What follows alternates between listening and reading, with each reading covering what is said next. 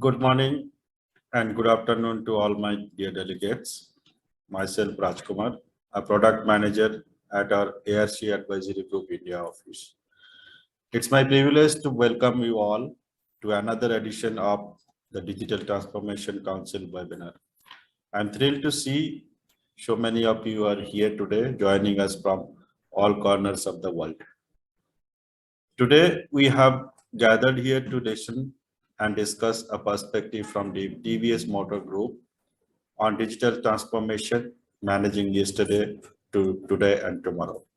It is a topic that is close to our hearts and one that is particularly relevant in these challenging times. Thank you all for joining us today. Now, I'll go over our agenda very briefly. So this is our short agenda. This webinar runs in 60 minutes. And after me, my colleague Bob Gill, General Manager, Southeast Asia, will do the topic introduction. Then we have our guest speaker for today, Mahesh Kalavai, who is the Chief Digital and AI Officer, TVS Motor Group. After his presentation, immediately we'll have a panel discussion between Bob and Mahesh. Then we'll open up for the Q&A session. So this Q&A, we request all the delegates to put their questions in the Q&A or chat box. Over to you, Bob.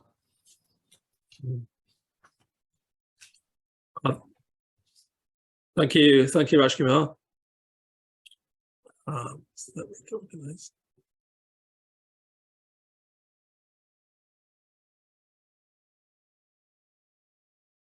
Yes, so yeah, thanks for that event introduction, Rajkumar. So to learn and share with industry peers who are digitally transforming their facilities and their organizations, well, that continues to be the core aim of Digital Transformation Council Asia, which has been now running for almost 2.5 years. Of course, we want to learn from the very best out there, the ones who've been there, done that, and been successful. So with that in mind, ARC Advisory Group here at ARC, we published recently the second edition of the Industrial Digital Transformation Top 25 report. Now, this list analyzes what we assess to be the world's leading companies engaged in digital transformation. So when we say leading companies, what we mean is these are the ones that are achieving success at integrating digital technology into all areas of their businesses, and in doing so, fundamentally changing the way they operate and deliver value to their customers. To come up with the top 25, we developed a rigorous process now in the second year that takes into account aspects such as company financial performance, the extent of investment in transformational technologies, efforts being made towards sustainability, which is becoming an increasingly important facet of digital transformation, the opinions of our community of end users and of ARC analysts around the world, including here in Asia. So what are some of the attributes that differentiate leading companies from those that are lagging in digital transformation? Well, perhaps we can take a look at the #1 ranked company this year, Pfizer, where the CEO, Albert Bourla, he's a huge champion for integrating digital throughout the organization. And he himself has extensive experience in successfully leading change, which of course is vital in any transformation effort. On the technology side, Pfizer was an early adopter of cloud technology, and this foresight investment, it really helped the company move swiftly to develop its vaccine for COVID-19. For BMW, which came in at #5 in the top 25, as well as applying data analytics and AI to optimize its manufacturing, and cloud-based tools in virtual reality to improve collaboration and training. the company is also scaling up additive manufacturing, 3D printing, to industrial levels, i.e. going well beyond prototypes. And in so doing has transformed its global production process. So that's just 2 out of the top 25 companies. I do think it's worthwhile to spend some time going through and reading all about the industrial digital transformation top 25. And we will tell you how you can get this 38-page free report towards the end of this webinar session. So do take note of that a little later on. So BMW, Tesla, and Ford, they make up 3 automotive companies in this year's top 25. And today, also from this industry, I'm delighted to welcome our guest speaker from TVS Motor Group. And he'll be speaking about digital transformation, managing yesterday, today, and tomorrow. As you've heard, his name is Mahesh Kalavai, and he's the Chief Digital and AI Officer at TVS Motor Group. So Mahesh, a very warm welcome to Digital Transformation Council Asia, and let me hand over to you. Thank you very much. Awesome. Thanks, Bob. Hello, everyone. Thanks for joining, and super excited to join the discussion of today. Let me first start with a thank you for Bob, Rajkumar, Leena from ARC Advisory Group. It's a privilege and an honor to discuss how in our group of companies we are going through a digital and AI transformation. I do have a few slides to share. Let me first get that up and going.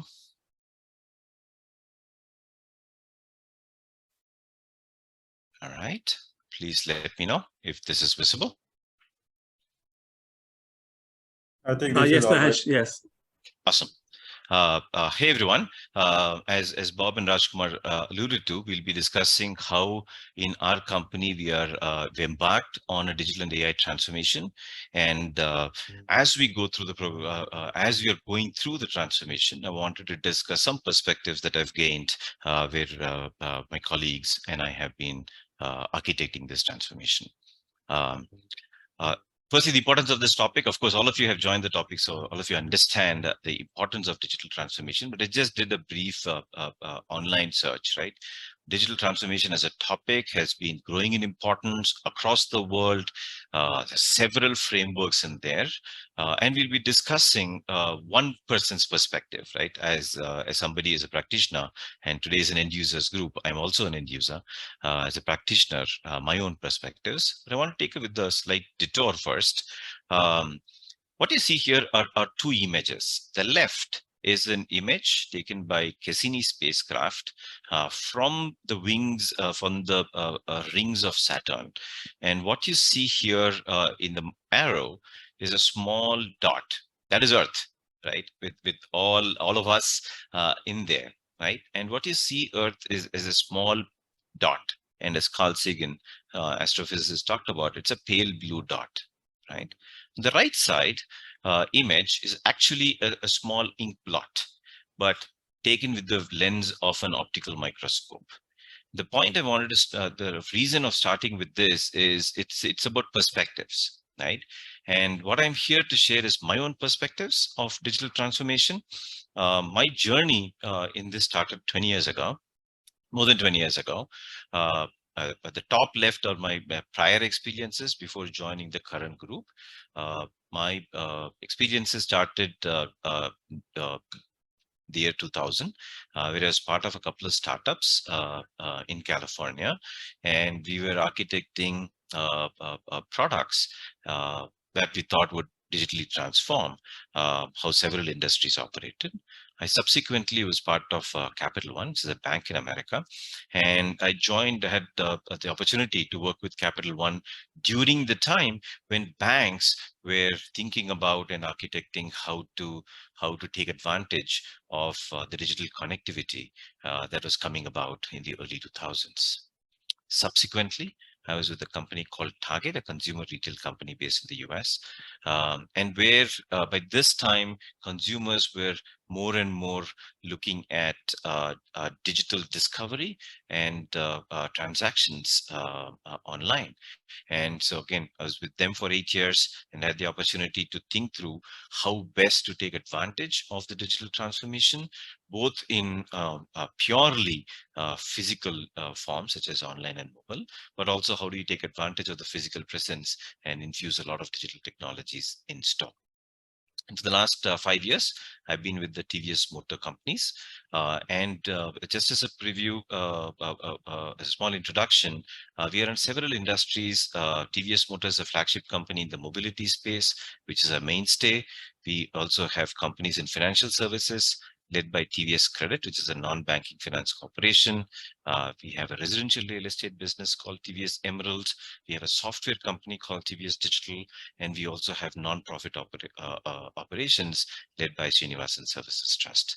So through the presentation today, I'll be talking about digital transformation from the perspectives that I have learned through my experiences with the current group of companies and prior. Most of the commentary today will be talking about TVS Motor, what we do there and some of the learnings from there. But during the Q&A, we can be happy to discuss in the other spaces as well. Now on this slide, let me start with what we are doing in terms of digital transformation. During Bob's commentary, he talked about a couple of pieces that I wanted to highlight. One, very similar to how the CEO of Pfizer has talked about the importance of digital transformation.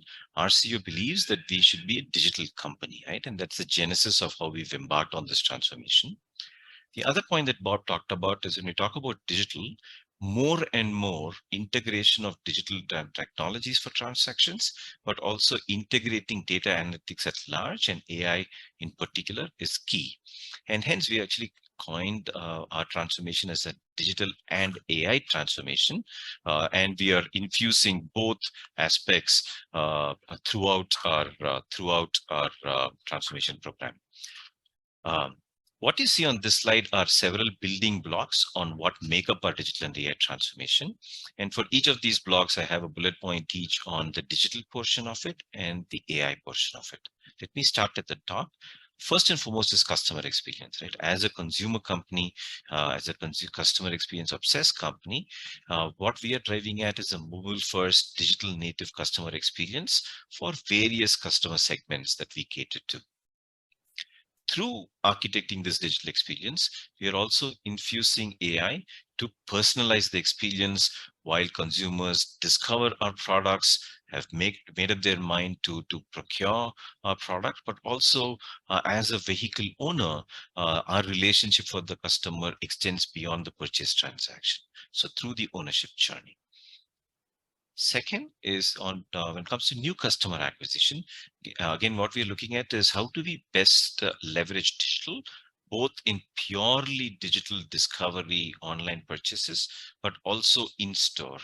A vehicle purchase is still largely the final transaction happens after a consumer has experienced a physical product in store. And so we are infusing digital experiences both online and in store.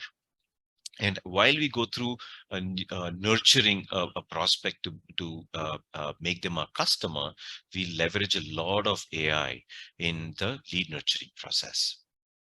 And then, as I mentioned, once somebody becomes a customer, a lot of our vehicles are also connected vehicles, which then give us the ability on a real-time basis understand how our products fare with the customers and how we can improve their ownership experience by using algorithms. Clearly, for our customers to experience the vehicle, we first have to design and manufacture them. So we also leverage digital and AI in a manufacturing process by connecting our end-to-end manufacturing operations with a combination of software, but also industrial IoT, and also including in that process a lot of AI algorithms led by vision and voice to detect and predict quality defects or quality improvement opportunities, so we have the best product out there for our customers to enjoy. Automotive as an industry is also very extended enterprise, right? While as an OEM, We are at the center of the operations. We have a lot of partners that we work with throughout the supply chain, both in the feeding supply chain, meaning suppliers, but also the forward supply chain, which are our distribution and dealer partners. So again, we look at us as a full value chain, and therefore from a digital and AI standpoint, we are creating transparency across the network and also optimizing our operations so that we as an extended enterprise, as a value chain, can be at the speed that our customers demand. Lastly, we're also a large company, so we also look at our enterprise operations and how digital and AI can be infused there. So we have the same ethos of customer experience that we want to provide for our fellow colleagues. But also, as a group of companies, a lot of the practices, capabilities that we generate, they're also horizontally deployed across a group of companies in various industries that I talked to you before. So that's a little bit of what we are doing. The rest of the slides here will talk about some learnings and some things that I wanted to share on the house of digital transformation, right? So as we embark on digital transformations, there is clearly a lot of promise, right? And what you see on this slide on the left and right are two different mythologies which talk about the power of other transformations. Right? The left, the good guys and bad guys came together according to one mythology and churned the ocean to get nectar. The right, you see somebody wading waters to get their people to a promised land. Such is the promise of digital transformation. And you can see in the middle, a lot of benefits that are attributed to such a transformation program. But while we go through this transformation, oftentimes there is a disappointment, right? Again, going back to the same mythologies, the left, while the good guys and bad guys were churning the ocean, before the nectar, there was poison, there's venom, right? On the right side, again, a similar mythology, it talks about a poison apple, a poison fruit. And digital transformation programs also, like the mythologies, often fail to deliver, right? And so what I wanted to share are some perspectives on things that we can do to avoid a lot of these pitfalls, or at least minimize the effects of these, right? And for me, it is about managing multiple time horizons. And hence we've titled this commentary as managing yesterday, today, and tomorrow. So essentially one has to juggle these three different time horizons in order to enable a full-scale digital and AI transformation. Let's start with tomorrow, right? Clearly, organizations such as ours, we've embarked on a digital AI transformation because of the promise. And it's important to keep that promise, that what we've called as fire, right? The flame alive. While keeping the flame alive, it's important that we also work on several contours, right? Across people dimension, process, metrics, and of course the technology stack, right? I wanted to share a few examples of our own journey here. The left of the slide is Agile. So we've embraced Agile as a practice, not just within what we call as a producer community, which are the digital engineers, the data engineers, data sciences, product owners, the like, but also we are co-creating this with several colleagues across business functions, such as in sales, marketing, new product development and service. And an important thing that we focused on is how do we bring the Agile practice to bear at scale? And we've created a community of practice that is designed for Agile. Now, community as of practice as a culture is well entrenched within our organization. So again, we've taken a familiar concept called communities of practice, and we've embraced Agile as a community of practice, right? What other organizations call as tribes. So again, we've taken a familiar one and added a digital and AI transformation lens to that. Middle is a similar concept. Again, as a company, we have several metrics and we're fairly focused on the metrics-driven organization. What we've taken is, as we are infusing digital and AI, some new metrics, right? For example, our company uses Net Promoter Score to understand how customers are becoming promoters of a brand. So we've taken that concept and we embraced that for net sentiment score, where consumers at large are, we understand how a brand is perceived and how can continue to improve our brand perception across consumers at large. Similarly, as we've started the digital and AI transformation program, we've moved from a project orientation to a product orientation, because digital and AI are also products in their own right. They endure. They ultimately endure to drive value for the users of these products. So we have metrics for product owners through a conversion funnel lens that understand the effectiveness and utility of the products that they're responsible for. Likewise, as a manufacturing organization, we have always used a metric called OEE, which is overall equipment effectiveness. We've taken the same concept and embraced it in Agile, and we call it overall Scrum effectiveness. So again, it's a marriage of a familiar with the digital and AI transformation lens. The last thing that you see on the right is, in order to keep the flame and the promise alive, we need to continue to infuse new technologies at regular intervals. And we consciously do that with an outside environment scan and bringing in ideas. So it's not just what we develop in-house, but also working with organizations, startups that are the cutting edge of leveraging technologies. So these are some examples of how we are keeping the flame alive for tomorrow. Now let's take to another horizon, right? Which is yesterday. Clearly, yesterday is gone, right? But a lot of memories exist of yesterday, right? So technologies that organizations use today have been developed with a purpose that was very relevant for yesterday. So therefore, there is a lot of pride. There is a lot of personal pride that exists, right, because of these technologies. However, a lot of these technologies haven't always been caught up as well, right? So therefore, while the memories need to be respected, it is also important to understand that a lot of them have to keep up with time. Right. So again, I'll share a few examples, and at the bottom of the slide, I've captured a vinyl from Wind of Change, because that's the role of practitioners in digital and AI transformation. How do you bring about the change while respecting what colleagues have put in place for yesterday? So some examples here. I'll start at the left, top left.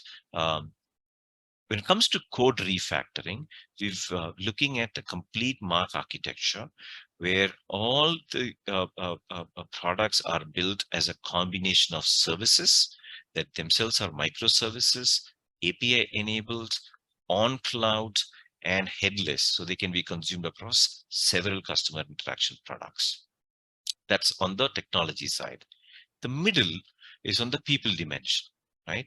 A very conscious effort that we did when we started our program was for several skill sets. I've noted data science as a skill set on the slide, but it's equally true for data engineers, digital engineering, product owners, where we have a program where colleagues that are functional experts, it could be functional experts in manufacturing, functional experts in our financial services business, in credit underwriting, we bring them on board for a program that runs for 12 to 24 months, where they gain new digital skill sets as a citizen data scientist or a citizen digital product owner.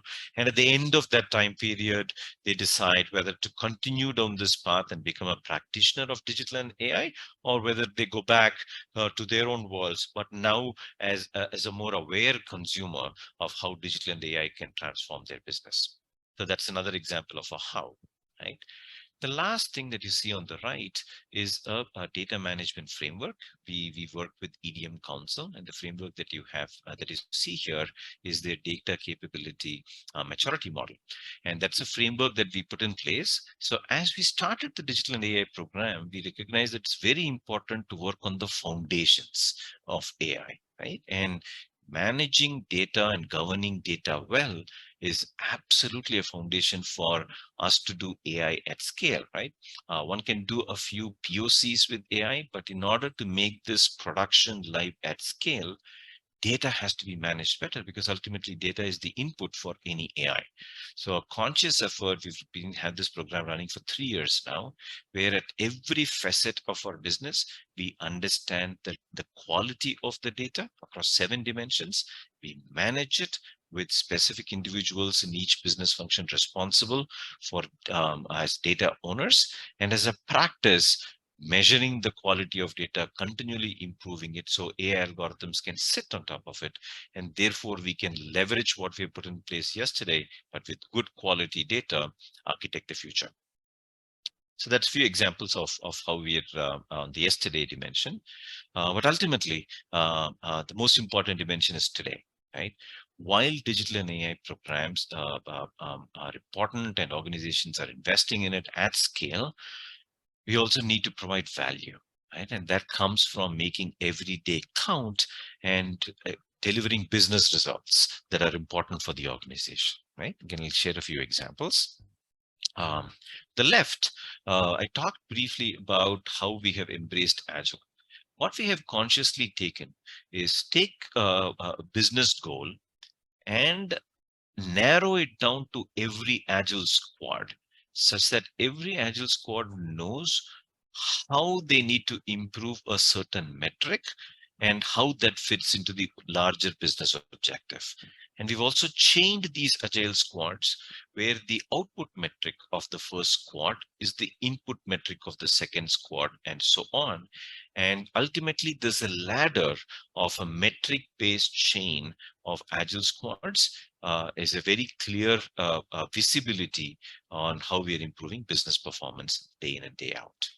The middle, and probably in my view, the most important dimension is experimentation, right? So far, we've talked a lot about instrumentation, which is ensuring data is available, technology is available. The other important dimension is experimentation. A lot of good ideas, and a lot of ideas work in specific pockets. It could be pockets of consumers, pockets of geographies, pockets of business areas, pockets of time, and the like. So what we have done as a culture is creating experimentation. So it's become a vocabulary now. DOE is a vocabulary in our companies, where we experiment at scale across several dimensions. And of course, we the ones that we win, then we are then able to scale very quickly. Talking about scaling experimentation, I'll talk about the right diagram here, which is for AI to be made alive, we also need to be very conscious about how we are operating AI on an everyday basis, which means a very defined process of creating algorithms, a very robust monitoring mechanism, right from whether the systems where the AI operates are working, whether they're producing the business results that we need, whether the algorithms are fine-tuning or otherwise. And then, of course, when we see it work, how do we then rapidly scale through technology, right? I'll give you an example from financial services to make this alive. In our financial services business at TVS Credit, right? So we provide loans to consumers, and loans, of course, is over several horizons, right? And so our underwriting algorithms, for example, have a very defined way of how do we produce these algorithms using, of course, the latest algorithms out there. But we also actively monitor for early indicators of performance, both in terms of business contribution, but also in terms of algorithms robustness. And where we see algorithms need to be fine-tuned, we are able to rapidly make that change. And of course, because they're all architected on cloud and with seamless handshakes, we are able to then scale the new algorithm very, very quickly. So these are some examples of how it's important, while it's a multi-year program, that we are rapidly focused on every day and ensuring that every day is successful, ultimately yielding our organizations the business value, which is the reason why we started these programs in the first place. But through these programs, and particularly as we manage a portfolio of different transformation initiatives underway, not everything will go to plan, right? And on the right side, you see is a poem by Rudyard Kipling, and it talks about equanimity, right? On the left is actually from generative AI. If Edgar Allan Poe could talk about every day, how would he write about it, right? Again, using AI just as a teaser here. But more importantly, right, we started this commentary today about perspectives, and it's important that we come back to that point.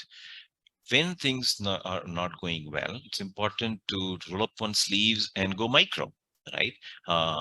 Same time, it's equally important to zoom out and look at what this piece means to the overall transformation and whether we are on track on the larger initiative.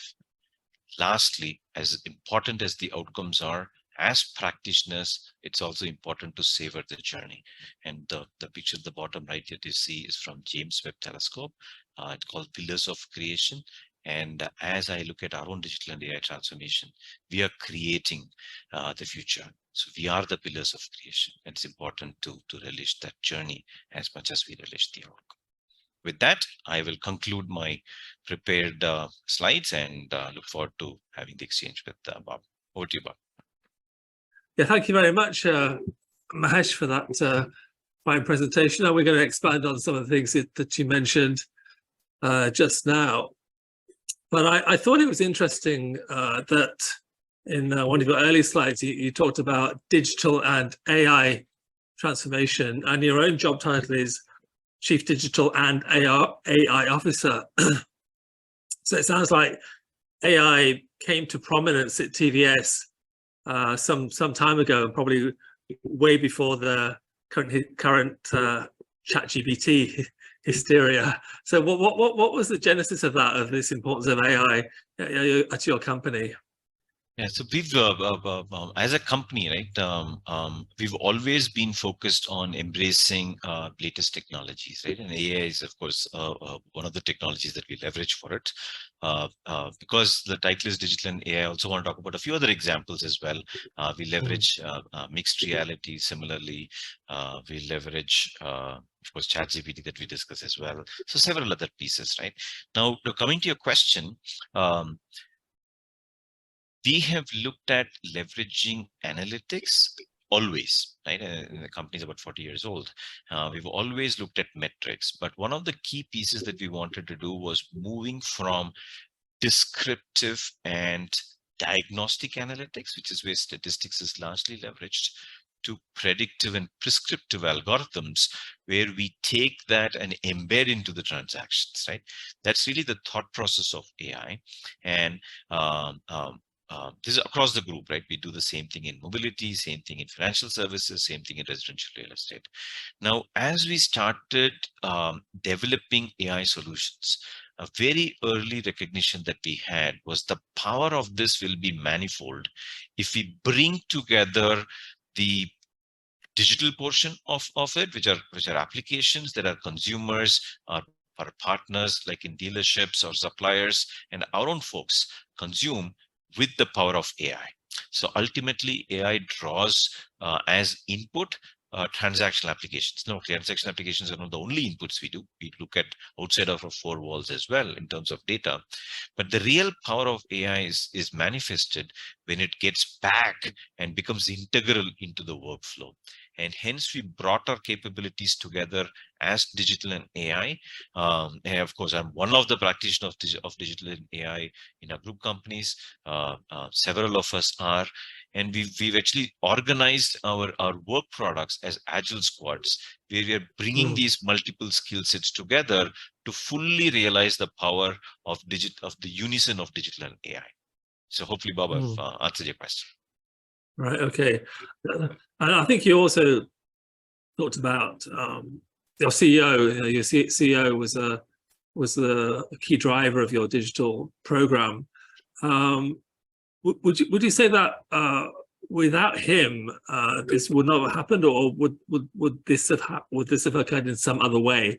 Or was he really the key driver to even starting this in the first place? Now, what so we work with a group of companies, right? And so for the several CEOs there, and to the T, everyone, right, is completely behind a digital AI transformation initiative. Again, I tend to believe that organizations are a group of individuals, and clearly CEO is at the top of the chain, and their voice counts a lot. But the idea, the initiative is organization-wide, right?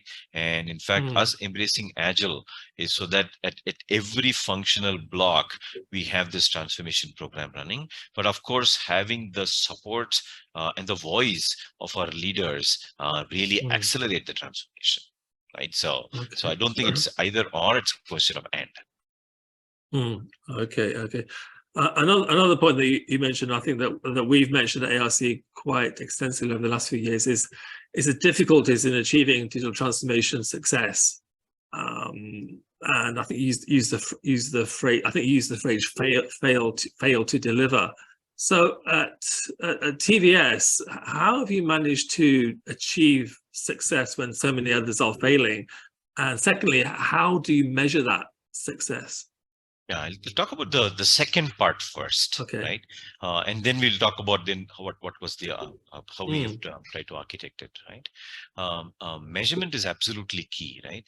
So we look at the success of AI first and foremost in terms of the business results it delivers, right? And again, give 2-3 examples, right, to illustrate this. If you take our mobility business, I'll take a manufacturing example. We are using Vision AI. Again, AI is not a unison. It's not a standalone, right? We use Vision AI along with IoT, along with weight sensors, etc., to understand whether the products that we produce are of quality or are defective in nature, right? And clearly, if we spot a defective product early on, we're able to rework it so that from a consumer's hands, right, we have a phenomenal product in place. So the key measure here is ultimately the business delivery, right? How are we improving our operations effectiveness such that we do not have defective processes? That's the first and foremost metric. It's equally important, particularly in AI, right? Because unlike something like a website or a mobile application where it's deterministic in nature, AI can also degrade over time. So we also measure and monitor the performance degradation of the algorithms. I'll use an example of financial services, right? I briefly talked about in my commentary how we leverage AI for underwriting, right? Now, underwriting, as consumers' behaviors change, right? And of course, as we're living in economic situations, it's important to understand whether the algorithms that we have continue to do a great job, right? So effective monitoring is key so that we're able to understand where it continues to perform well and where it doesn't, and therefore able to fine tune it at a regular frequency, right? So these are some examples of business successes, right? Now, in order to do this, there are several building blocks, right? Again, use the example of people, process, metrics, and technology, right? On the people dimension, we focused both on the producer side, right, which are the technologists, the data scientists, data engineers, right? And again, talked about examples where we are adding to that skill set with functional experts from various functions. So that's on the skill and capability building side, and also organizing as agile squads so that the power of their solutions are quickly brought to bear. It's equally important to understand process. So we've defined, codified how AI algorithms are created, what kind of algorithms to be leveraged for what kind of solutions. How does one do things like peer reviews in order to understand that the best minds are brought to bear for every product? That's in the process dimension. Metrics I already discussed. Can get into the details of the AI metrics, but I'll skip that for now. It's important technology. So from the get-go, we said we will leverage the best technology, the cutting-edge technology, right? So we leverage cloud, we leverage open source tools, and we leverage cutting-edge algorithms. So this combination, the entire tech stack, therefore, is forward-leaning, and that helps us to be at the forefront of how we can leverage AI. Okay, thanks. Thanks, Mahesh. One of the aspects you touched on when you covered the yesterday sphere of all this was that of citizen data scientist, if I'm correct, which I think is a very interesting concept. Presumably, in your case, these people maybe had process knowledge or product knowledge, but no great data science knowledge, which you then imparted to them. What was their experience in picking up some of those concepts around data science and algorithms and all those kinds of things? Yeah, absolutely, Bob. Right. Clearly, in the slide they talked about data sciences, but for the audience, we have that across several skill sets as well. We have citizen data engineers, we have citizen digital product owners, etc. as well. Right. I'll give you three flavors. Right. For example, just today, a couple of colleagues in one of our companies, they're moving from a functional expertise, right? In this case, they're part of the sales organization, to a citizen data engineer. And we have seen several success where new product development engineers, right, that understand our products like vehicles well, are now data scientists that understand, okay, now with this data, how can I improve vehicle performance, right? So that functional expertise is a very important aspect that colleagues with functional expertise are bring to bear, right, are able to bring to the party. We also have designed this program in a way where it runs between 12 to 24 months for an individual, right? Where they pick up the skills. It could be product owner skills, data engineering skills, or data sciences skills, where they are practitioners. So they are in agile squads with another member that is already a data scientist or a data engineer. So they are able to work on this, put them in practice, and it runs for 12 to 24 months. At the end of it, they decide, yep, this is my cup of tea, and therefore they graduated, if you will, to become a data scientist or a data engineer. Or we have an equal number of folks that said, now I understand the real power of these technologies. Let me go back to my home function, and now I'll be a better consumer of these applications, a better evangelist of how we can leverage it across business functions. So we see this as a win-win. It's worked very well. Okay, interesting. I guess connected to that in some way was this discussion about the work culture, about change management, and how that interfaces with the transformation effort. Did you have a specific approach to cultural aspects and to change management when you're implementing these initiatives? Yes and no, right? So we had definitely put some programs in place. We actually have one of the centers of excellence. We call it Digital Design Center of Excellence, right? And this whole purpose of this is really be the change advocate. Change advocate across several pieces. One is the skill set piece that I talked about, like citizen data scientist program, upskilling our folks on a continual basis. But also on the practice side, what is product management? What is good user experience? What is good Scrum practices and the like, right? So that's a defined change management program. But a lot of this is also learned on the job, right? So it's not a one size fit all either. As we've moved into agile squads, there are different learnings that come about. In a setting, for example, in our mobility business, an agile squad is fully composed of 15 agile squads that run for one of our business units, and these are the chained agile squads where there are different practitioners, right, that include people like digital engineers and product owners, but along with colleagues in sales, right? So their learning could be very different in a different setting. For example, in a residential real estate business where we have agile squads with folks in finance, right, or internal audit. So very different learning. So some of this is planned change management, but some of this is also letting our agile squads, right? And that's a pure principle of agile.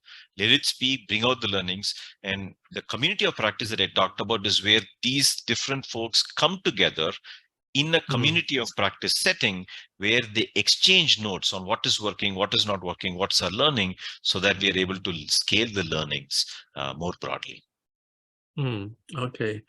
I see that we have some questions coming in from the audience, and do keep putting those into the Q&A box if you can, and we'll be happy to see those and get those answered for you. But let me take a couple first of all. This one is about artificial intelligence, and I'll try and paraphrase this question, but I think it's really saying AI has limitations. So how does this relate to the digital world? So how much can we actually do with AI? Is there a stop sign beyond which we cannot go, Mahesh? Some of this is the power of technology, right, and its own limitations, at least as it stands today. And some of it is also what we choose to do with it, right? And I'll talk about both aspects of it. So on the power of technology side, right, which is when we talk about AI, we look at what are the various different algorithms that can be brought to bear for a particular solution. So we don't a priori go and say that it has to be only AI, right? AI is one of the toolkits. I talked about the manufacturing example, where vision AI is one constituent. We marry that with IoT. We married that with physical sensors, right? And therefore, we are able to bring a better business solution where AI is one constituent mix. Now, 5 years from now, maybe AI would have been mature enough where we don't need the other pieces, but today it isn't, right? That's a limitation of technology. Another limitation of AI technology is also data. What is the quality of data that's brought to bear? And that's where investing in good data management governance practices continues to improve the quality of information that is available for the algorithms to do their jobs then, right? So that's on the power of technology. The next part is then where do we choose to employ AI? Right now, we talked about the data management governance program. We have two other programs that are running in conjunction. One is about data privacy and protection. So several countries now have included data privacy and data protection, right? Which is about where the data resides. So, and of course, we need to be compliant to the laws. So we have one practice that looks at how best to leverage data in the contours of the laws of the land, right? And we operate across 80 different countries. Laws tend to be different. Equally important is choosing where to use AI, right? Because as we said, AI can also be biased, right? Based on the feeding data that we have. So we are also thinking about the ethics and safety of AI. So there are places where we make conscious choices on we can leverage AI to its fullest extent. So embedded into transactional applications where AI is the decision maker. There are also places, for example, in our dealerships, in our mobility business, right? We give the AI in terms of recommender systems, where ultimately the dealer sales executive or the service professional is given the recommendations of AI, but they're fully empowered to overrun it, because when they're interacting with the consumer, there may be new insights that the AI algorithm has not seen. So some of them take the form of prescriptive systems. Some of them take a form of diagnostics, right? Where we leverage AI to make the analytics very, very sophisticated, but ultimately it's presented a set of recommendations in a boardroom where different practitioners come together and we choose the right course of action. So we don't, again, we don't look at it as a one-size-fits-all approach to leveraging AI. Okay, that's interesting. So we have a couple of questions which touched on data privacy as being perhaps a risk associated with transformation, and another risk which this person has highlighted is the one of cybersecurity. So to what extent did you also implement a program for cybersecurity as well as digital and AI, Mahesh? Yeah, so we actually look at cybersecurity and data privacy as two sides or two arms of a defense funnel, if you will, right? Cybersecurity is absolutely important. What digital does, right? It removes intermediaries from any distribution system. And with that comes a lot of power. It also comes, of course, Spider-Man with a lot of responsibility, right? So therefore, cybersecurity is absolutely key. We look at cybersecurity across several dimensions. One, of course, is the traditional cybersecurity as we think of malware and the like. We call it IT security. We also have manufacturing operations. So operations technology, cybersecurity is equally important for us. As we leverage a lot of digital products, both home built and with the partners, the software supply chain needs to be looked at as well, right? So we look at how do we embed security in our DevOps process. So we actually call it DevSecOps, right? So security is embedded into how we generate both digital applications and AI applications. That's another key piece to how we look at cybersecurity. Okay, thank you. Another question, I think more on the organizational side, was when you started this transformation, did you set any mid-term and long-term plans for what you were doing? Yes, absolutely. In fact, it started with that, right? So we started with the business priorities as an organization. right? And of course, we have different horizons. We have this year's annual plan, a mid-year plan, a long-range plan. And as we looked at how best as an organization to achieve these, then naturally digital and AI came as an important pillar for us to achieve our business goals, right? So even the genesis of this program came from that multi-horizon business lens. And then now specifically within the digital and AI program also, we have the same contours, right? So from the longest horizon standpoint, 10 years from now, right? What should our AI stance be? What are the different metrics that we want in terms of business metrics, right? So for example, how do we derive customer lifetime value, and what should it be at the end of 10 years as an example? Then is the mid-year horizon. In order to do this, what are the different capabilities we need to bear, right? Yeah. Which could be, hey, where do we have the mark architecture fully rolled out by X year? Then we have even shorter horizon, which is this year's plan. Ultimately, we have business goals for this year. So how can we leverage digital and AI to deliver this year's results? And then it is broken into agile squads that have a fortnightly plan. So multi-horizon plan absolutely is the way we do this. And this question is about what impact has your digital transformation had on employee engagement and job satisfaction? Have you seen improvements there, Mahesh? Yeah, absolutely. So I briefly talked about in terms of the principle, the tenets, right? We've said the same things a customer experience should also be given for employee experience, right? So when we started this program, we had about 100 odd applications that were very point specific solutions, right? When it comes to, I want to know what my retirement kitty is, or I want to know, I don't have access to a particular system, how do I get it, right? Different point applications. And we've not completed this, but we're well underway in bringing all of this together for a singular employee experience. Again, very similar to how we think of from a customer experience standpoint, right? So therefore, in terms of pure ease of use, right? How can it be brought better? Now, as we look at the ease of use, we also have predictive algorithms that are driven through AI, right? That make the particular transaction better, or make that make something more predictive in nature. So we have, and so we of course run annual or frequent questionnaires, and we see that our employee engagement as a result of technology is getting better year over year. This year, we are saying, you know what, for customers, we measure customer experience at every touch point. Why don't we do that for our fellow colleagues? So we are moving from this continual measurement to a more continuous measurement as well. And we're hoping that it'll throw better insights on where we still have ways to go. And that will become then part of our next to-dos. Okay, thanks, Mahesh.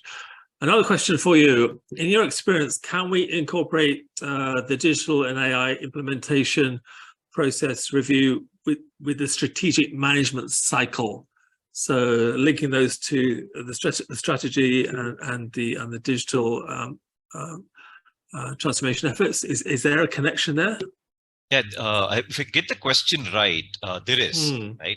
And I briefly talked about it, but let me revisit this, right? Yeah. So if you look at our organizational strategy, right? So we've looked at, okay, what's our vision, purpose, right? And where do we need to be in 10 years' time? And a lot of our organizational strategy comes from that blueprint. Derived from that is our digital and AI set of initiatives that we want to pursue. In fact, even the genesis is from that strategically bent, right? So we work with the strategy team very, very regularly in order to operationalize this, right? So therefore, at every point, so it's not a static plan. It's a very dynamic plan. So as we look at organizational strategy, we revisit the strategy every often, and therefore we are able to add, subtract, edit on the digital and AI plan as well. Okay. Back to a more technical question. What was your preferred solution for analytics? Is it at the edge, or do you do this in the cloud? Again, not a one-size-fits-all solution, right? Yeah. So I again give some examples. We look at algorithms running. I'm not talking about training data, right? I'm talking about actual deployments across 4 different compute environments, and we use all 4, right? And the purest edge, right, are things like our vehicles. And we have connected vehicles where you can talk to our vehicle and say, hey, TVS, and the vehicle wakes up, right, and answers your question. So that compute sits on the vehicle, right? And so that is one example of a pure edge deployment. Second is a companion mobile app. Right now, our mobile phones today are as powerful as supercomputers of 20 years ago. So we have a very sophisticated compute environment available for our customers. So we've embedded algorithms into our mobile applications. For example, I can understand my ride history. After I finished a drive, through my mobile phone, it tells me, hey, here is what you can be better at in order to get better fuel efficiency or to have a more enjoyable ride, right? As the customers choose. Third, and of course, the most dominant one that we leverage is cloud-based, right? For most environments, cloud as a compute environment suffices, except for the edge solution that I talked about, be it the vehicle, be it a manufacturing facility in a remote location and the like. There's also a fourth compute environment, right? Which, for example, our customers bring their vehicles to our service stations or charging stations. So that's also a compute environment available. So therefore, we look at where best to deploy the algorithm or the technology for the use case at hand, right? And we often have fallbacks as well, right? So just because we have something on a vehicle cluster doesn't mean that it should not be available on a mobile phone. So oftentimes we allow the consumer to choose, and based on that, of course, you have to make choices on based on the compute power available, what type of algorithms, what type of quantization do we need to do, and that's how we look at this. Okay. And this question, can you get your consumers to be actively involved, engaged in the digital transformation process, as well as being beneficiaries of digital transformation itself? Can your customers get involved in this process? Yeah, absolutely, right. And the world is moving more and more towards co-creation, right? Yeah. We have taken steps towards that, but to be honest, the world is out there, right? And that's honestly the most powerful way to create any digital AI transformation. I'll tell you a few examples of what we do, right? I'll talk about our end consumers, right? Which is oftentimes the hardest piece. So we have, of course, different organizations like consumer research, right? Where we actually talk to consumers, see how best they would like to experience our products digitally or in store. What kind of digital technologies do we need to put in place? We also have customer experience included in the digital and AI transformation. So we have our customer delight function, which regularly engages with consumers, right? Embedded into the digital and AI organization and a key constituent of it. So therefore, this dialogue can continue on a more frequent basis. So these are some examples from an end consumer standpoint. We, of course, have other stakeholders, right? Some, for example, one set of stakeholders are our supplier partners, our distribution partners. So there it is a lot more easy to co-create, right? Because we're talking about a defined audience and we very, very actively engage with them. The solutions that we do, there are pilot groups where we talk to them, figure out, get their feedback, what is working, what is not working, so that we can continue to do that, right? So that's how we do this. Right. Okay. Yeah, I do think it's fascinating, Mahesh, that your digital transformation is threaded throughout the organization, you know, from the showroom to the vehicle itself, the manufacturing process, the supply chain. I think that's I think quite an achievement on behalf of for the company. I think so. But as we come to the end of this session, I just want to close with one final question to you, Mahesh, and that's we likely have people out there in the audience who are either starting their digital transformation or thinking about starting digital transformation, or they may be well down the road of digital transformation. What are the two pieces of advice you would give them from your experience over the last two years in doing this yourself or being responsible for this yourself? Two pieces of advice. So two pieces are hard, but I'll try my best, right? Answer. And I'll talk about two very different types of, I wouldn't say advices, right? But maybe points to consider. One is digital transformation is both a marathon and a sprint simultaneously, right? So one needs to therefore think about where you should be running a sprint and where you should be running a marathon. For example, a lot of the AI pieces that we are able to put in place today, the seeds of it were 3 years ago when we started data management and governance, right? So therefore, one needs to be thinking about where can I go run fast today, and where do I need to invest in creating the foundations such that the power can be recognized later. So think of again multiple time horizons. It's a very important planning problem, right? Or planning portion of the AI transformation. The other portion we talked about is equanimity, right? This is not done by one skill set.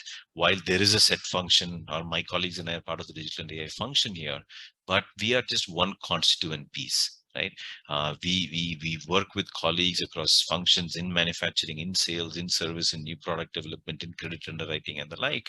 So it's important to celebrate together, but also wear equanimity, because a lot of things don't go well as well, right? So it's important to therefore look at the big picture, celebrate what's working well, but also understand what is not working well. Don't be disheartened about it, and experiment and figure out, right? So that's all my two pieces. Okay. I think great pieces of advice from your experience, Mahesh. For now, let me give my thanks to Mahesh, and I will hand back to my ARC colleague. Thanks, Bob and Mahesh. It was a very good presentation, and it was interesting as well. We had lots of questions. Thanks for answering all the questions. We have an announcement. There is a special report published by ARC in January 2023 about the Industrial Digital Transformation Top 25 for 2022. So you can all download this report by clicking on this link. We'll be sharing the link in the chat box as well, so that you can download the report and you can go through about our ARC's industrial digitalization top 25 reports. So once you click on this link, you'll be having this screenshot what we have put about you. Please put your business email, first name, last name, company name, and job title, and tell us about any digital transformation examples that we have missed in this report, so that it will be useful for us to take it forward. And you can download after entering all your credentials with the option download report button. And we have an upcoming events in Asia. The next Digital Transformation Council, DTC Asia Online, will be announced soon. And we have an Europe Physical Forum, which has been scheduled on May 15th to 17th in Spain. And we have Asia Forum, which is upcoming in July. We have two events, one in Japan and one in Bangalore. So India in-person event is scheduled on July 12th and 13th at Bangalore. And Japan event is scheduled on June 20th or in Tokyo. So please visit our website for more details on this. And we would like to thank Mr. Mahesh Kalavai, Chief Digital and AI Officer, TVS Motor Group, for participating in this webinar. We thank Bob Gill, our General Manager, ARC Advisory Group, for moderating the webinar. We also like to thank all the delegates for participating in this webinar. Finally, we thank ARC Advisory Group India team for all the logistics support. So thank you all once again for this wonderful presentation and joining the webinar. Thank you all. Thanks, Leena. My thanks are also in order. Thanks to Bob, Rajkumar, Leena, the ARC group, and of course the audience as well. Really appreciate your taking the time to listen to us. And it's a pleasure, Mahesh. Thank you. Yeah. Bye, everyone.